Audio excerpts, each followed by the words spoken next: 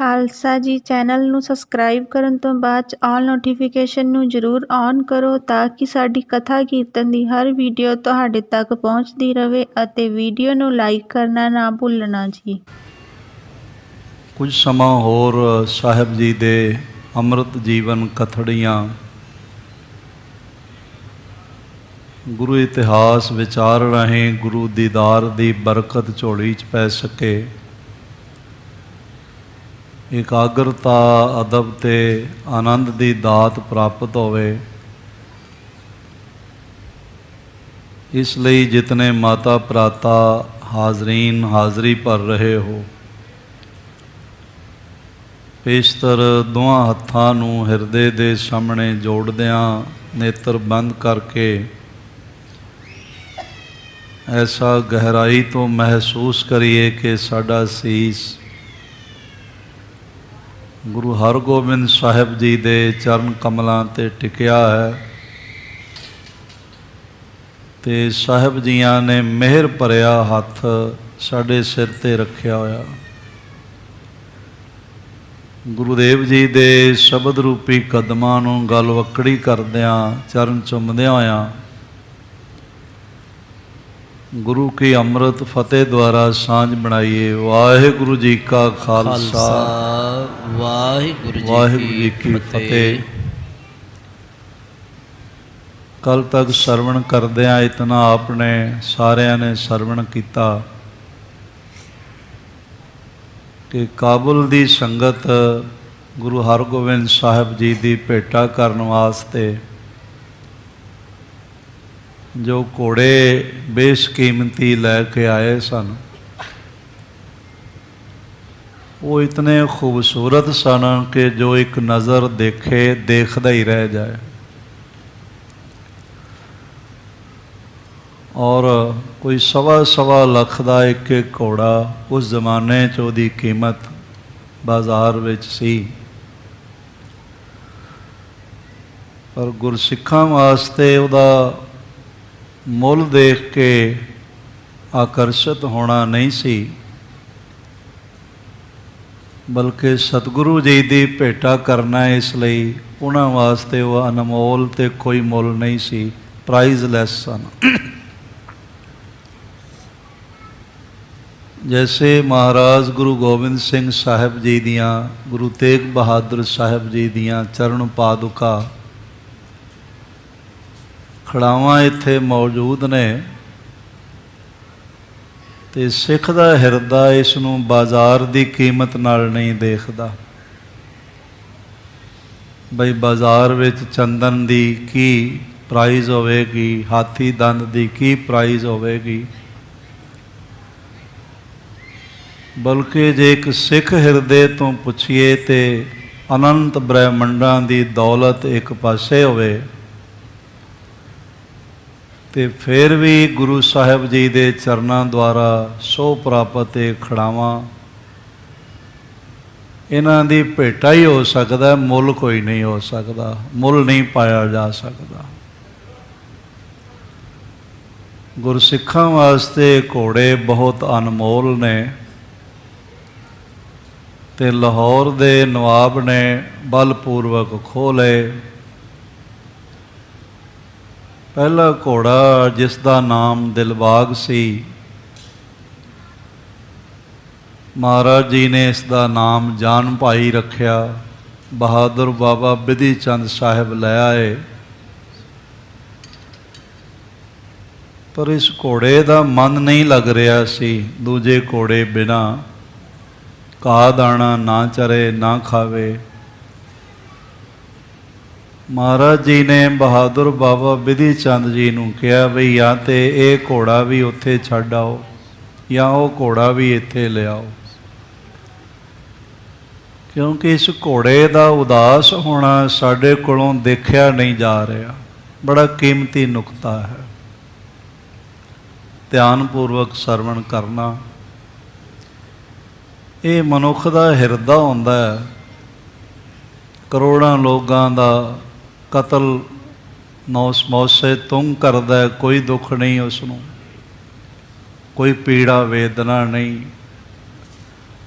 Hitler ਨੇ ਇੰਤਹਾਈ ਕਤਲ ਕੀਤੇ, ਕੋਈ ਪੀੜਾ ਵੇਦਨਾ ਨਹੀਂ, ਖੁਸ਼ ਹੁੰਦਾ ਸੀ।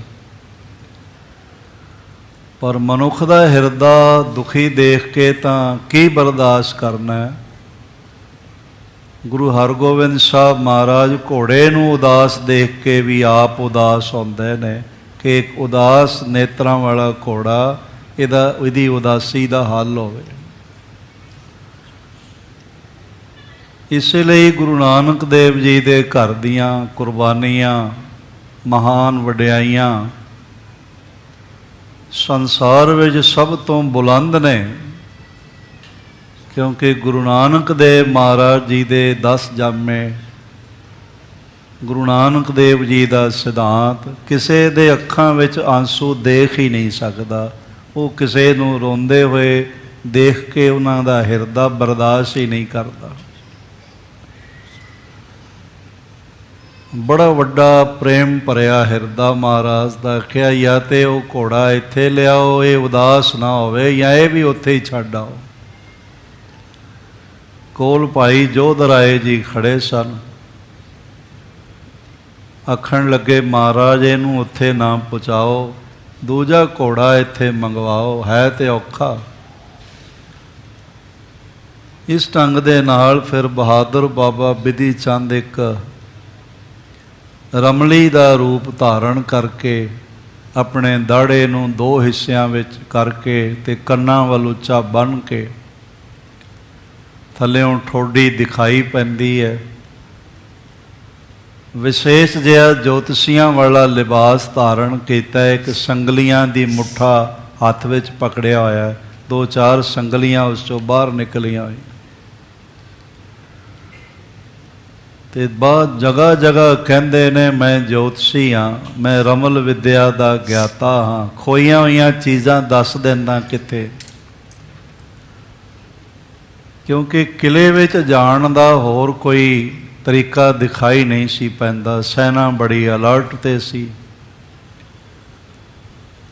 ਕੱਲਿਆਂ ਯੁੱਧ ਕਰਕੇ ਸਾਰਿਆਂ ਤੋਂ ਜਿੱਤਣਾ ਸ਼ਾਇਦ ਔਖਾ ਹੋ ਜਾਂਦਾ, ਇਸ ਲਈ ਇਹ ਉਹਨਾਂ ਨੇ ਤਰੀਕਾ ਅਪਣਾਇਆ। ਬਾਹਰ ਇੱਕ ਦੀਵਾਰ 'ਤੇ ਬੈਠ ਗਏ। ਉਹ ਗੱਲ ਕਿਲੇ ਵਿੱਚ ਪਹੁੰਚੀ, ਹਮ ਗੁਰਸਿੱਖ ਨਾ ਬੋਲੈ ਕੂਰ। ਆਖਣ ਲੱਗੇ ਅਸੀਂ ਗੁਰੂ ਦੇ ਸਿੱਖ ਹਾਂ, ਸਾਡੇ ਗੁਰੂ ਨੇ ਸਾਨੂੰ ਕੂੜ ਬੋਲਣਾ ਨਹੀਂ ਸਿਖਾਇਆ, ਮਨਾ ਕੀਤਾ। ਬਹੁਰ ਕਚਹਿਰੀ ਸ਼ਾਹ ਹਜ਼ੂਰ, ਬਾਦਸ਼ਾਹ ਦੇ ਹਜ਼ੂਰ ਅਸੀਂ ਕਦੀ ਕਿਧਰੇ ਵੀ ਝੂਠ ਨਹੀਂ ਬੋਲਦੇ। ਸੰਗ ਦਰੋਗਾ ਆਪਣੋ ਲੀਨ, ਬਹੁਤ ਲੋਕ ਕੋ ਬਰਜਨ ਕੀਨ। ਆਖਿਆ ਕਿਲੇਦਾਰ ਦਰੋਗਾ, ਇਹ ਕਿਲਾ ਮੇਰੇ ਨਾਲ ਹੋਵੇ, ਬਹੁਤੇ ਲੋਕ ਨਹੀਂ ਚਾਹੀਦੇ, ਤਾਂ ਕਿ ਮੈਂ ਜੋਤਿਸ਼ ਲਾ ਕੇ ਦੱਸਾਂ ਵੀ ਪਹਿਲਾ ਘੋੜਾ ਕੌਣ ਲੈ ਗਿਆ। ਇਸ ਤਰੀਕੇ ਦੇ ਨਾਲ ਥੋਰਨ ਸਾਧ ਸਾਹੁਲ ਚੱਲ ਗਇਓ, ਹੈ ਅੰਤ ਵੇਲੇ ਮੈਂ ਪ੍ਰਵਸਿਓ। ਸੂਬੇਦਾਰ ਲਾਹੌਰ ਵੀ ਨਾਲ, ਜਿਹਨੂੰ ਆਮ ਕਰਕੇ ਲੋਕੀ ਬਾਦਸ਼ਾਹੀ ਕਹਿੰਦੇ ਸਨ, ਸ਼ਾਹ ਹੀ ਕਹਿੰਦੇ ਸਨ। ਜਿਵੇਂ ਪ੍ਰਾਈਮ ਮਿਨਿਸਟਰ ਦਾ ਪਰਿਵਾਰ ਹੋਵੇ ਨਾ, ਤੇ ਸਾਰੇ ਮੈਂਬਰਾਂ ਨੂੰ ਲੋਕੀ ਪ੍ਰਧਾਨ ਮੰਤਰੀ ਜੀ ਕਹਿਣ ਲੱਗ ਪੈਂਦੇ, ਤੇ ਰੁਤਬੇ ਵਾਲਾ ਹੋਵੇ ਉਹਨੂੰ ਵਡਿਆ ਕੇ ਕਹਿੰਦੇ।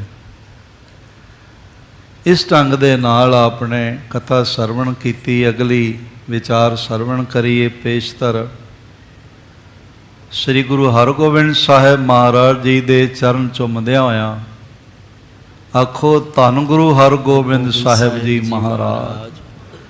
ਇੱਕ ਵਾਰੀ ਫਿਰ ਸਾਰੇ ਗੱਜ ਕੇ ਆਖੋ ਜੀ, ਧੰਨ ਗੁਰੂ ਹਰਗੋਬਿੰਦ ਸਾਹਿਬ। ਧੰਨ ਸ੍ਰੀ ਗੁਰੂ ਹਰਗੋਬਿੰਦ ਸਾਹਿਬ ਜੀ ਮਹਾਰਾਜ।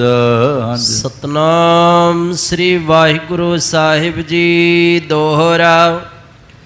ਹਯਨ ਸਥਾਨ ਪਰਵੇਸਿਓ ਕਹਿ ਵਿਦਏ ਕੇ ਸੰਗ। ਇਸ ਤਰ੍ਹਾਂ ਦੇ ਨਾਲ ਜਿੱਥੇ ਅਸਤਬਲ ਘੋੜਿਆਂ ਦਾ ਤਬੇਲਾ ਬਣਿਆ ਹੋਇਆ ਸੀ, ਅਸ ਮੈਨੇ ਘੋੜਾ, ਤਬਲ ਮੈਨੇ ਉਹਨਾਂ ਦਾ ਬੰਨਣ ਦਾ ਥਾਂ, ਉਸ ਜਗ੍ਹਾ ਬਹਾਦਰ ਬਾਬਾ ਬਿਧੀ ਚੰਦ ਜੀ ਦਰੋਗੇ ਦੇ ਨਾਲ ਪਹੁੰਚਿਆ।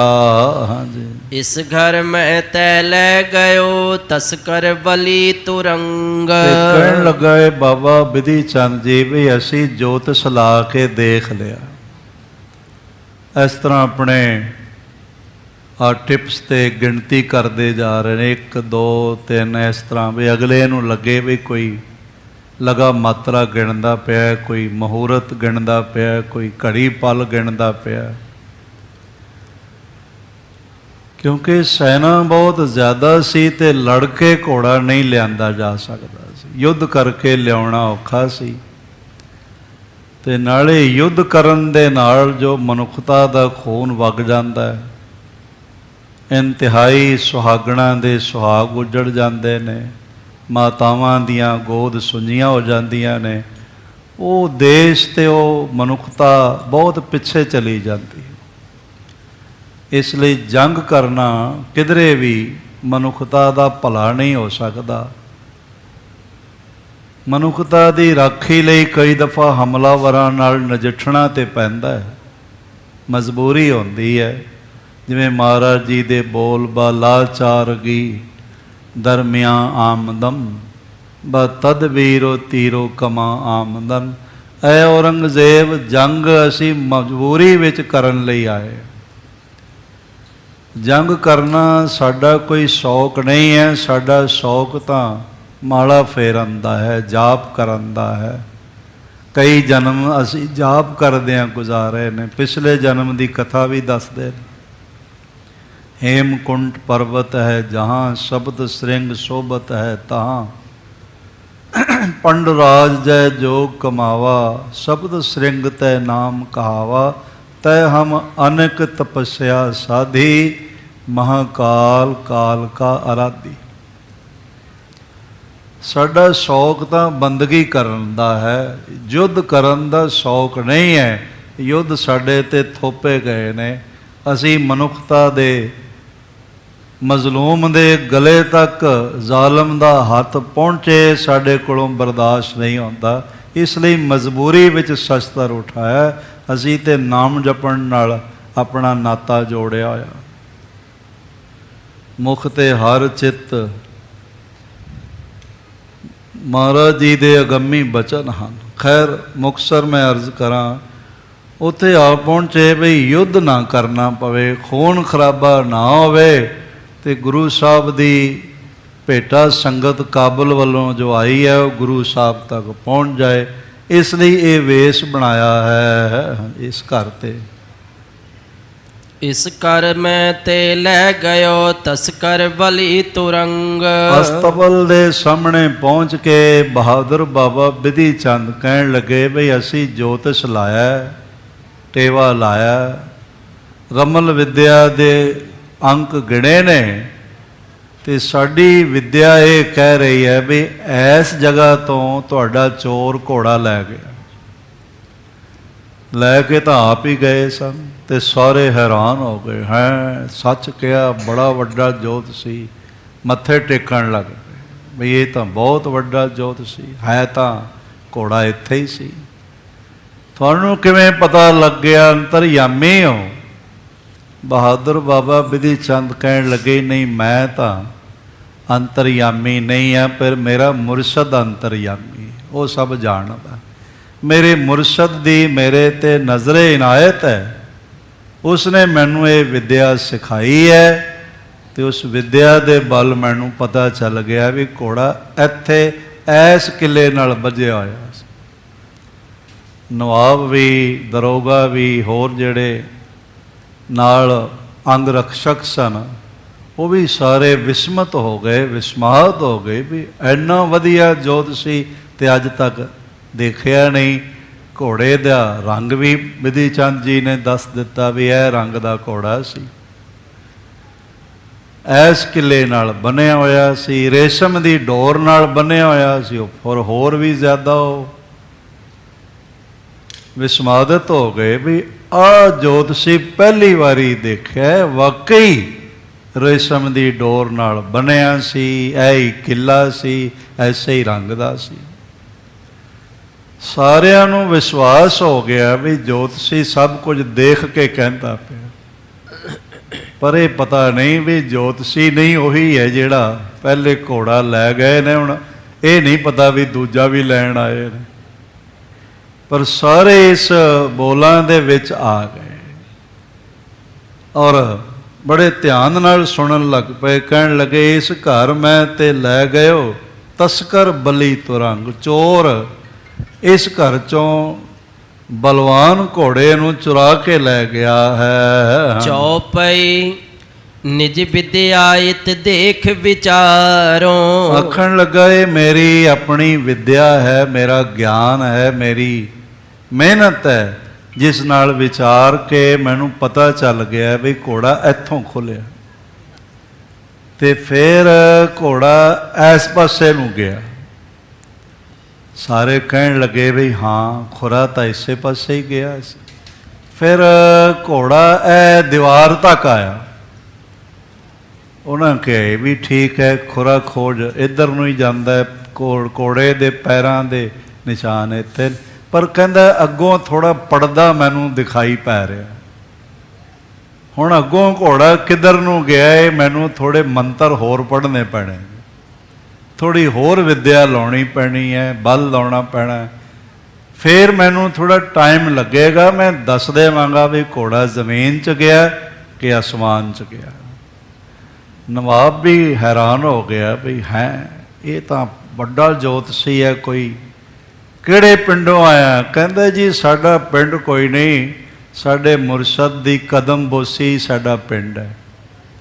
ਭਾਵ ਗੁਰੂ ਦੇ ਚਰਨਾਂ 'ਚ ਰਹਿਣਾ, ਚਰਨ ਚੁੰਮਣੇ, ਸੇਵਾ ਕਰਨੀ, ਇਹੀ ਸਾਡਾ ਪਿੰਡ।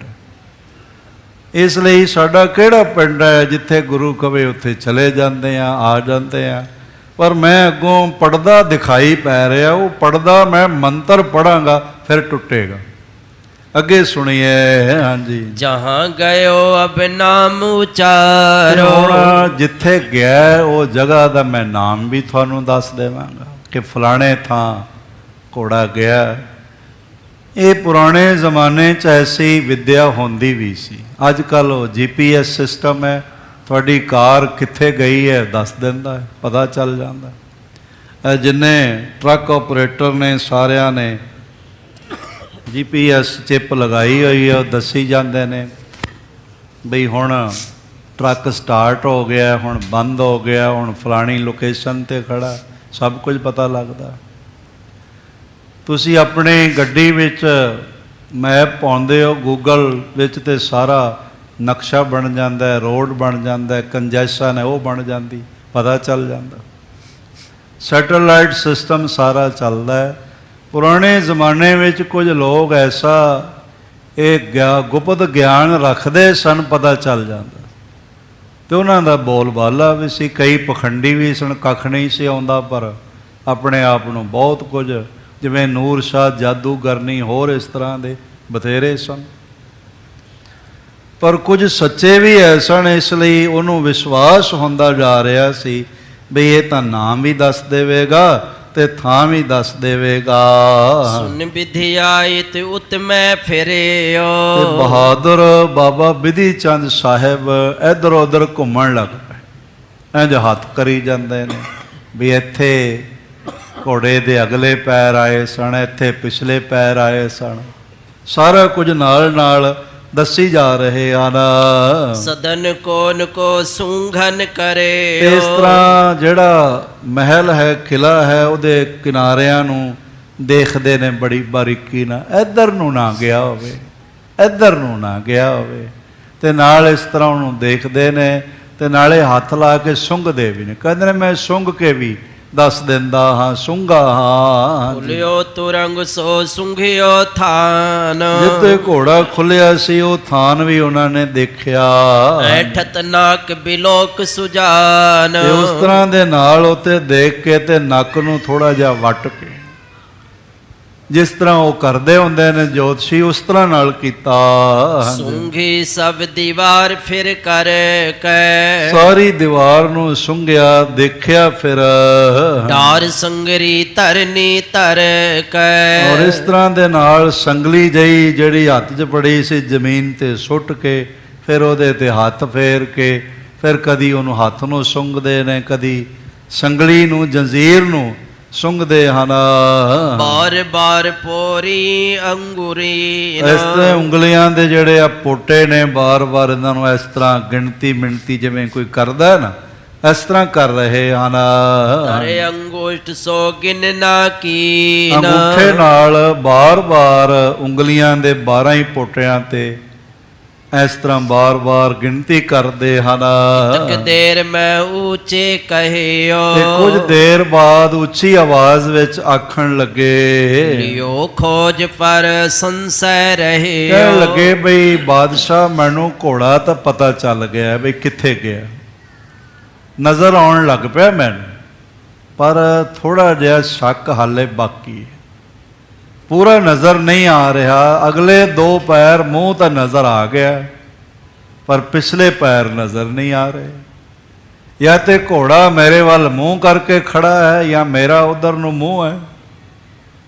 ਘੋੜਾ ਮੈਨੂੰ ਨਜ਼ਰ ਆ ਰਿਹਾ ਉਸੇ ਹੀ ਰੰਗ ਦਾ, ਰੇਸ਼ਮ ਦੀ ਡੋਰੀ ਵੀ ਨਜ਼ਰ ਆ ਰਹੀ, ਤੇ ਮੈਂ ਦੇਖ ਰਿਹਾ ਹਾਂ। ਚੀਨ ਤੁਰੰਗਮ ਪਾਏ ਨਿਕਾਰ, ਘੋੜਾ ਦਿਖ ਰਿਹਾ ਪਰ ਇਹ ਨਹੀਂ ਪਤਾ ਚੱਲ ਰਿਹਾ ਬਈ ਘੋੜਾ ਜਦ ਕੱਢਿਆ ਕਾਠੀ ਪਾਈ ਹੋਈ ਸੀ ਕਿ ਬਿਨਾਂ ਕਾਠੀ ਦੇ ਸੀ, ਇਹ ਨਹੀਂ ਮੈਨੂੰ ਪਤਾ ਚੱਲ ਰਿਹਾ।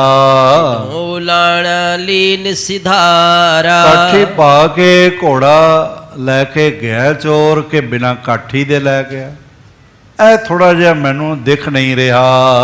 ਅਰ ਕਿਸ ਕਾਲ ਕਹਿਓ ਸੋ ਬਤਾਵੋ, ਹਾਂ ਜਿਹੜੇ ਸਮੇਂ ਗਿਆ ਹੈ ਘੋੜਾ ਉਹ ਵੀ ਮੈਂ ਦੱਸ ਦੇਵਾਂਗਾ। ਇਹ ਸੁਧ ਦੇ ਹੈ ਕਿ ਸੁਧ ਪਾਵੋ, ਮੈਨੂੰ ਤੁਸੀਂ ਇਹ ਦੱਸੋ ਵੀ ਕਿੰਨਾ ਕੁ ਸਮਾਂ ਹੋਏਗਾ, ਦਿਨ ਸੀ ਕਿ ਰਾਤ ਸੀ, ਤੇ ਮੈਨੂੰ ਤੁਸੀਂ ਦੱਸੋ ਤੇ ਮੈਂ ਅਗਲੀ ਗੱਲ ਤੁਹਾਨੂੰ ਘੋੜੇ ਦੀ ਜਾਣਕਾਰੀ ਦਿੰਦਾ ਹਾਂ। ਕਹਿਓ ਸਹੋ ਨਿਸ ਅਰਧ ਮਝਾਰਾ, ਨਵਾਬ ਕਹਿਣ ਲੱਗਾ ਸੂਬੇਦਾਰ ਲਾਹੌਰ ਬਈ ਅੱਧੀ ਰਾਤ ਦਾ ਸਮਾਂ ਹੋਵੇ, ਪਤਾ ਉਹਨੂੰ ਵੀ ਨਹੀਂ ਤੇ ਸੁੱਤਾ ਹੋਏਗਾ, ਦਿਨੇ ਕਿਤੇ ਪਤਾ ਚੱਲਿਆ, ਪਰ ਉਹਨੇ ਕਹਿ ਛੱਡਿਆ ਵੀ ਅੱਧੀ ਰਾਤ ਦਾ ਸਮਾਂ ਹੋਵੇਗਾ। ਆਏ ਜੀਨ ਕੋ ਤਰੰਗ ਨਿਕਾਰਾ, ਤੇ ਘੋੜੇ ਤੇ ਕਾਠੀ ਪਾ ਕੇ ਘੋੜਾ ਲੈ ਗਿਆ ਹੈ। ਯੋ ਅਜਰ ਮੈਂ ਖੋਜ ਫਿਰ ਨਿਹਾਰਾ, ਉਸ ਵਿਹੜੇ ਵਿੱਚ ਬਹਾਦਰ ਬਾਬਾ ਬਿਧੀ ਚੰਦ ਜੀ ਕਦੀ 4 ਕਦਮ ਇੱਧਰ ਨੂੰ, ਕਦੀ 4 ਕਦਮ ਇੱਧਰ ਨੂੰ, ਦਰਅਸਲ ਉਹ ਟਾਈਮ ਲੰਘਾ ਰਹੇ ਸਨ, ਸਮਾਂ ਲੰਘਾ ਰਹੇ ਸਨ ਬਈ ਰਾਤ ਦਾ ਹਨੇਰਾ ਹੋ ਜਾਵੇ ਤੇ ਮੈਂ ਘੋੜਾ ਜਿਵੇਂ ਪਹਿਲੇ ਦਰਿਆ ਵਿੱਚ ਛਲਾਂਗ ਲਗਵਾ ਕੇ ਲੈ ਗਿਆ ਹੁਣ ਵੀ ਲੈ ਜਾਵਾਂਗਾ। ਉਹ ਸਮਾਂ ਆਪਣਾ ਪਾਸ ਕਰ ਰਹੇ ਸਨ। ਨਹਿਰ ਨਹਿਰਿਓ ਕਹਾਂ ਸਿਧਾਰਾ, ਔਰ ਇਸ ਤਰ੍ਹਾਂ ਦੇ ਨਾਲ ਕਿਹਾ ਬਈ ਸਾਰਾ ਵਿਹੜਾ ਫਿਰ ਕੇ ਵਹਿਰ ਨਾ ਹੇਰਿਓ ਕਹਾਂ ਸਿਧਾਰਾ, ਬਾਹਰ ਤਾਂ ਦਿਖਾਈ ਨਹੀਂ ਪੈਂਦਾ ਕਿੱਧਰ ਗਿਆ ਹੈ। ਦੋਹਰਾ ਸੁਨੋ ਸਾਹੋ ਇਸ ਹੇਤ ਤੇ ਖੋਜੀ ਨ ਮੁਝ ਪਾਏ, ਆਖਣ ਲੱਗੇ ਇਸ ਕਾਰਨ ਕਰਕੇ ਇਹ ਨਵਾਬ, ਇਹ ਗਵਰਨਰ, ਸੂਬੇਦਾਰ, ਬਾਦਸ਼ਾਹ, ਇਸ ਕਰਕੇ ਇਹ ਕਾਰਨ ਹੈ ਜੋ ਮੈਨੂੰ ਪਤਾ ਨਹੀਂ ਚੱਲ ਰਿਹਾ। ਜੇ ਹੋਤੇ ਬਿਨ ਜੀਨ ਤੇ ਤਾਤ ਕਾਲ ਸੁਧ ਆਏ, ਕਿਉਂਕਿ ਘੋੜੇ ਤੇ ਕਾਠੀ ਪਈ ਹੋਈ ਸੀ, ਇਸ ਕਰਕੇ ਉਹ ਉੱਪਰੋਂ ਘੋੜਾ ਨਜ਼ਰ ਨਹੀਂ ਆ ਰਿਹਾ, ਕਾਠੀ ਨਜ਼ਰ ਆ ਰਹੀ, ਪਰ ਜੇ ਕਿਤੇ ਬਿਨਾਂ ਕਾਠੀ ਦੇ ਹੁੰਦਾ ਨਾ ਫੇਰ ਤਾਂ ਮੈਂ ਹੱਥ ਨਾਲ ਹੀ ਫੜ ਕੇ ਲੈ ਆਉਣਾ ਸੀ, ਘੋੜਾ ਸਾਹਮਣੇ ਨਜ਼ਰ ਆ ਜਾਣਾ ਸੀ, ਜਗ੍ਹਾ ਦਾ ਪਤਾ। ਉਹ ਜਿਹੜੀ ਕਾਠੀ ਹੈ ਨਾ ਉਹ ਘੋੜੇ ਨੂੰ ਛੁਪਾਉਂਦੀ ਪਈ ਹੈ, ਉਹ ਮੇਰੀ ਨਜ਼ਰ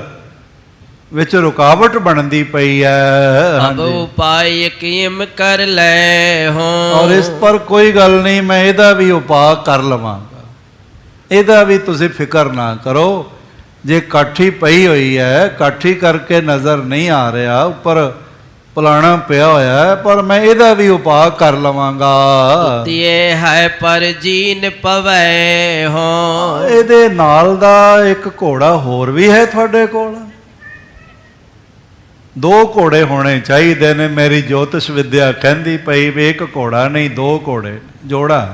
ਉਹ ਫਿਰ ਹੈਰਾਨ ਬਈ ਹੈ, ਅਸੀਂ ਤਾਂ ਇਹਨੂੰ ਇੱਕ ਹੀ ਦੱਸਿਆ, ਇਹਨੇ ਦੂਜਾ ਵੀ ਦੱਸ ਦਿੱਤਾ ਹੈ। ਆਖਣ ਲੱਗੇ ਜੇ ਉਸੇ ਤਰ੍ਹਾਂ ਹੀ ਘੋੜੇ ਤੇ ਕਾਠੀ ਪਾ ਦੇਵੋ, ਜਿਵੇਂ ਪਹਿਲਾਂ ਕਾਠੀ ਪਈ ਹੋਈ ਸੀ ਤੇ ਤਾਂ ਮੈਨੂੰ ਸਹੀ ਸਹੀ ਦਿਖਾਈ ਪਵੇ। ਕਬ ਕਾ ਮੁਖ ਦੈ ਤਿਆਰ ਕਰੀ ਜੈ। ਫਿਰ ਉਹਨਾਂ ਨੇ ਕਾਠੀ ਪਵਾ ਦਿੱਤੀ ਬਈ ਇਸ ਤਰ੍ਹਾਂ ਦੀ ਕਾਠੀ ਸੀ, ਉਹਦੀ ਬੜੀ ਮਹਿੰਗੀ, ਸੋਨੇ ਦੀ ਬਣੀ ਹੋਈ, ਸੋਨਾ ਲੱਗਿਆ ਹੋਇਆ, ਕੋਈ ਨਗ ਲੱਗੇ ਹੋਏ। ਤੇ ਬਹਾਦਰ ਬਾਬਾ ਬਿਧੀ ਚੰਦ ਜੀ ਕਹਿਣ ਲੱਗੇ ਹੁਣ ਕਾਠੀ ਤਾਂ ਨਜ਼ਰ ਆਉਣ ਲੱਗ ਪਈ ਹੈ ਪਰ ਮੂੰਹ ਵਿੱਚ ਲਗਾਮ ਨਹੀਂ ਨਜ਼ਰ ਆ ਰਹੀ, ਜਿਹੜਾ ਕਾਜਾ ਪਾਇਆ ਹੁੰਦਾ ਉਹ ਨਹੀਂ ਨਜ਼ਰ ਆ ਰਿਹਾ।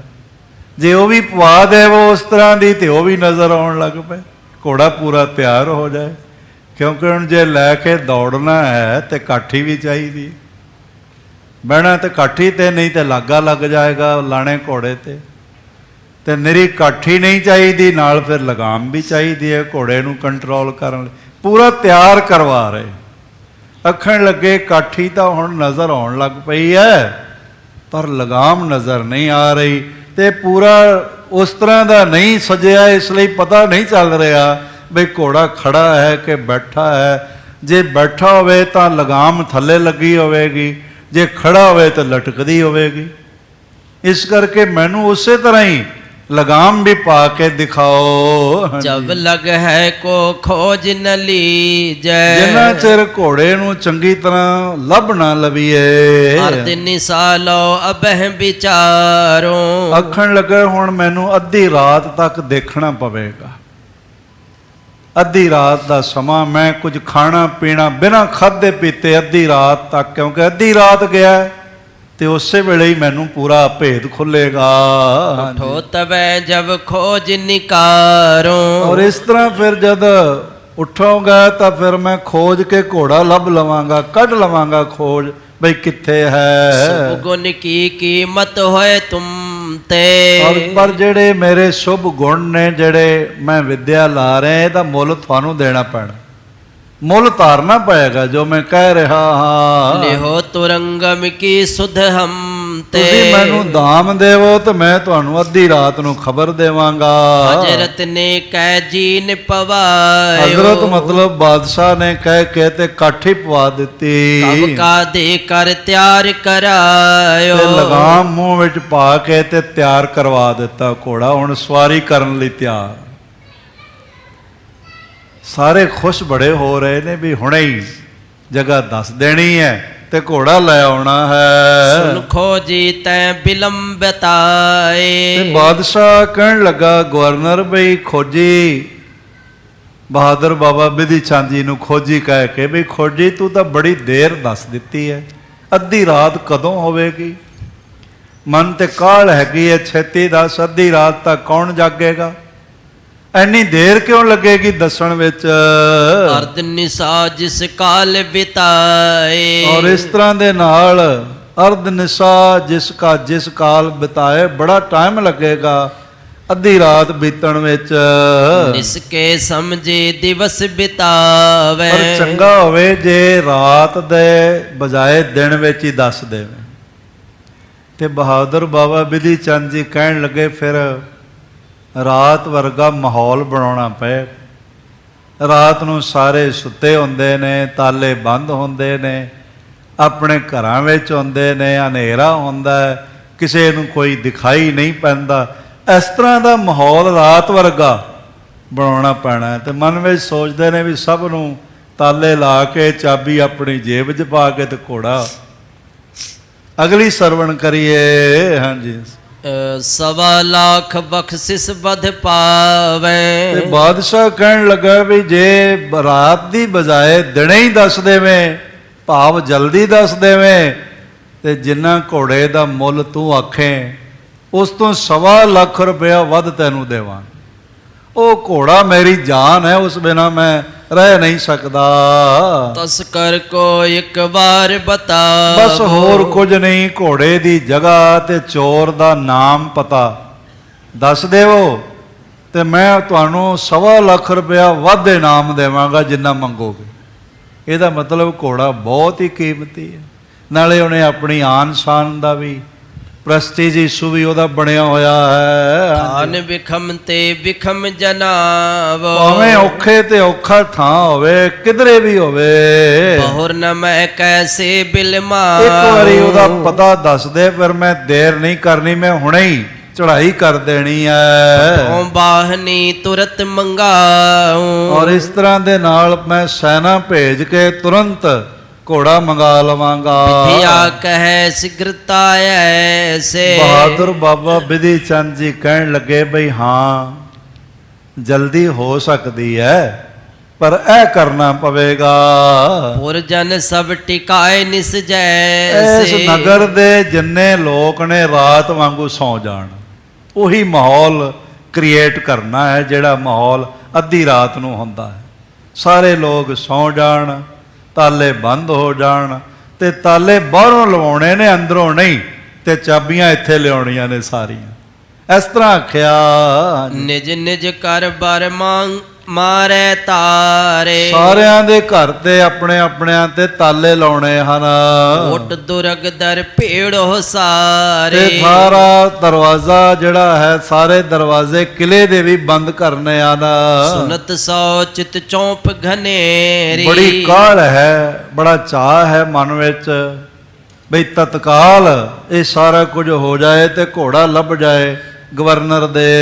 ਅਯੋ ਜਥਾ ਨਰ ਪਠ ਤਿਸ ਬੇਰੀ। ਔਰ ਇਸ ਤਰ੍ਹਾਂ ਦੇ ਨਾਲ ਜਿਸ ਤਰ੍ਹਾਂ ਬਹਾਦਰ ਬਾਬਾ ਬਿਧੀ ਚੰਦ ਜੀ ਨੇ ਆਖਿਆ, ਇਹਨੇ ਆਪਣੇ ਖਾਸ ਅਹਿਲਕਾਰ ਭੇਜ ਦਿੱਤੇ। ਉਸੇ ਵੇਲੇ ਗਰੀ ਗਰੀ ਅਰ ਸਗਰੀ ਪੌਰ, ਹਰ ਗਲੀ ਤੇ ਹਰ ਦਰਵਾਜ਼ੇ ਤੇ ਆਦ ਦੁਰਗ ਜੇਤੀ ਸਭ ਠੌਰ। ਕਿਲੇ ਆਦਿਕ ਦੇ ਜਿੰਨੇ ਦਰਵਾਜ਼ੇ ਟਿਕਾਣੇ ਸਨ, ਬਹਿਰ ਨ ਨਿਕਸੈ ਪੁਰ ਤੇ ਕੋਏ। ਇਹ ਸਪੈਸ਼ਲ ਆਰਡਰ ਭੇਜ ਦਿੱਤੇ ਵੀ ਘਰੋਂ ਨਗਰ ਤੋਂ ਕੋਈ ਬਾਹਰ ਨਹੀਂ ਨਿਕਲੇਗਾ। ਰਾਤ ਵਰਗਾ ਜੋ ਸਮਾਂ ਬਣਾਉਣਾ ਹੈ। ਨਿਜ ਨਿਜ ਘਰ ਮੈਂ ਥਿਰ ਕੈ ਸੋਏ। ਸਾਰੇ ਆਪਣੇ ਆਪਣੇ ਘਰ ਵਿੱਚ ਜਾਓ ਤੇ ਸੌਂ ਜਾਓ, ਲੰਮੇ ਪੈ ਜਾਓ।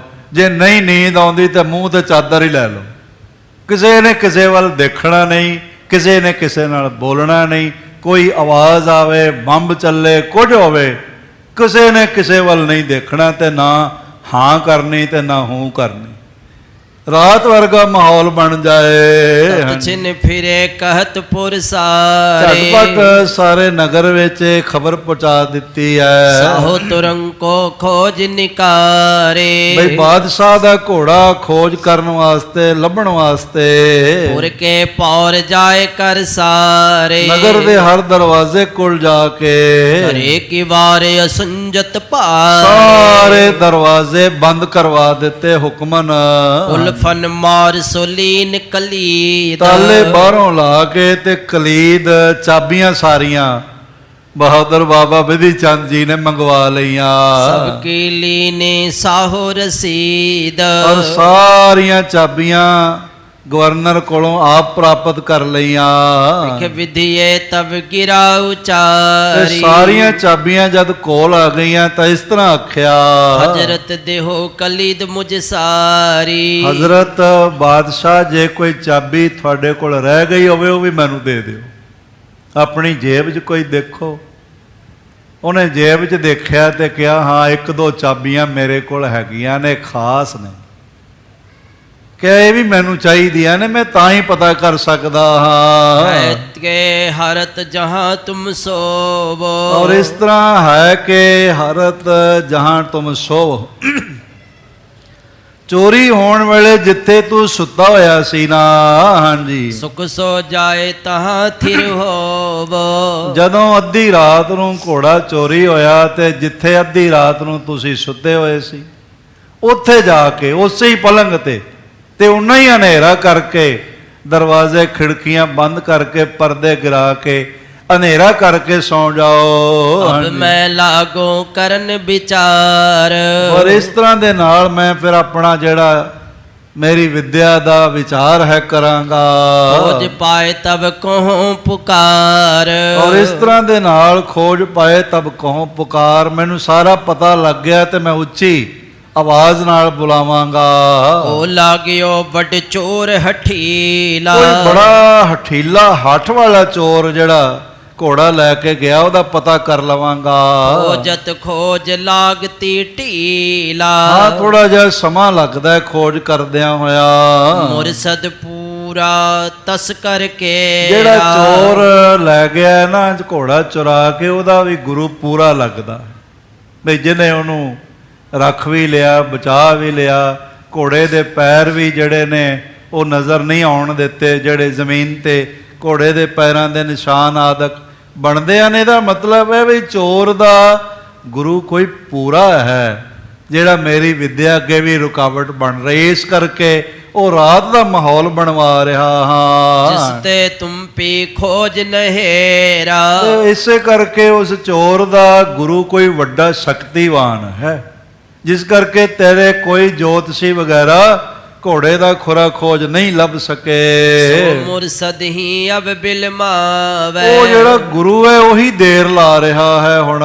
ਇਹ ਨਿਸਾ ਕਾਰਜ ਬਨ ਜਾਵੇ, ਭਈ ਰਾਤ ਵੇਲੇ ਫਿਰ ਜਿਹੜਾ ਹੈ ਨਾ ਸਮਾਂ ਬਣ ਜਾਏਗਾ ਤੇ ਮੇਰਾ ਕੰਮ ਬਣ ਜਾਵੇਗਾ। ਸੁਨਤ ਸਾਹੋ ਗਮਨਿਓ ਤਿਸ ਬਾਰੀ, ਬਾਦਸ਼ਾਹ ਸੁਣ ਕੇ ਆਖਣ ਲੱਗਾ, ਲਓ ਸਾਰੀਆਂ ਚਾਬੀਆਂ ਤੁਸੀਂ ਲਓ, ਕੋਲ ਬੰਦਾ ਕੋਈ ਨਹੀਂ ਰਵੇਗਾ। ਸਾਰੇ ਆਪਣੇ ਆਪਣੇ ਟਿਕਾਣਿਆਂ ਤੇ ਜਿੱਥੇ ਜਿੱਥੇ ਸੁੱਤੇ ਸਨ ਉਹਨਾਂ ਮੰਡੀਆਂ ਤੇ ਜਾ ਪੈਣਗੇ। ਤੇ ਕਿਲੇ ਦੇ ਦਰੋਗੇ ਨੇ ਵੀ ਸ਼ੁਕਰ ਕੀਤਾ ਵੀ ਥੋੜੀ ਦੇਰ ਆਰਾਮ ਮਿਲੇਗਾ। ਨਾਲੇ ਅਸੀਂ ਕਰਨਾ ਕੀ ਹੈ, ਤੇ ਆ ਜੋਤਸ਼ੀ ਨੇ ਜੋਤਿਸ਼ ਲਾਉਣਾ ਦੱਸ ਦੇਣਾ, ਤੇ ਨਾਲੇ ਆਰਾਮ ਕਰ ਲਈਏ। ਖੁਰੇ ਘੋੜਾ ਕਿੰਨੀ ਦੂਰ, ਉੱਥੇ ਵੀ ਜਾਣਾ ਪੈਣਾ। ਇਸ ਤਰ੍ਹਾਂ ਸੋਚ ਰਹੇ ਹਨ। ਤੁਰਿਓ ਬੁਰਜ ਸੰਮਨ ਕੀ ਬਾਰੀ, ਸੰਮਨ ਬੁਰਜ ਦੇ ਵਾਲੇ ਪਾਸੇ ਜਾ ਸੁੱਤਾ ਖੜੇ ਹੋਏ। ਗੁਰ ਮਾਇਆ ਐਸੇ ਪਰਮਾਏ, ਗੁਰੂ ਸਾਹਿਬ ਜੀ ਦੀ ਮਾਇਆ ਵਰਤੀ ਹੈ, ਕਲਾ ਵਰਤੀ। ਇਸ ਤਰ੍ਹਾਂ ਭ੍ਰਮਿਤ ਹੋ ਗਏ ਸਾਰੇ। ਤਥਾ ਕਰੈ ਸਭ ਜਥਾ ਬਤਾਏ, ਜਿਵੇਂ ਬਹਾਦਰ ਬਾਬਾ ਬਿਧੀ ਚੰਦ ਜੀ ਨੇ ਆਖਿਆ ਉਸ ਤਰ੍ਹਾਂ ਸਾਰੇ ਕਰਦੇ ਪਏ ਹਨ।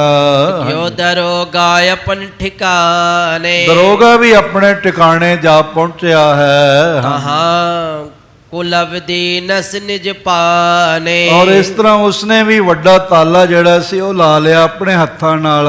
ਪੁਰ ਕੈ ਪੌਰ ਦੁਰਗ ਕੋ ਪੌਰ, ਇਸ ਤਰ੍ਹਾਂ ਆਪਣਾ ਜਿਹੜਾ ਟਿਕਾਣਾ ਸੀ ਉਹ ਵੀ ਦਰਵਾਜ਼ਾ ਬੰਦ ਕਰਵਾ ਦਿੱਤਾ ਤੇ ਕਿਲੇ ਦਾ ਵੀ ਬੰਦ ਕਰਵਾ ਦਿੱਤਾ।